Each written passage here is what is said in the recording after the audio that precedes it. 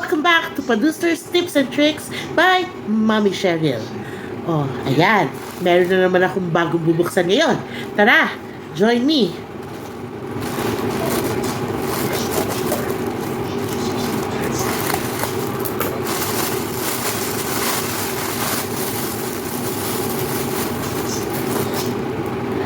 Tadan!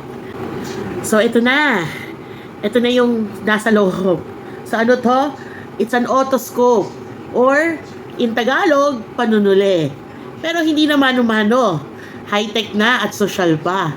Dahil, mako-connect mo siya ngayon sa cellphone mo via Wi-Fi. And then, makikita mo na yung kaloob-looban ng tenga. Hindi ka na mahihirapan ngayon.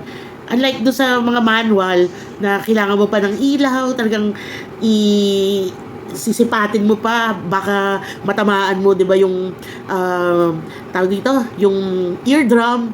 Ayun. So, nirekomenda to bali ng aking sister-in-law. Sabi niya, maganda nga daw gamitin. Tingnan natin yung loob.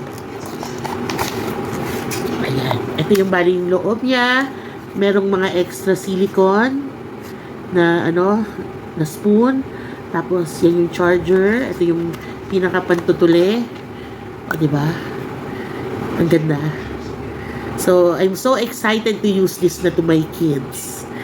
Ayun. So, nabili ko to.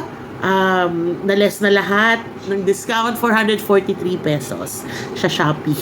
Ayun. So, yun lang. Sana nakatulong ulit ako. Bye!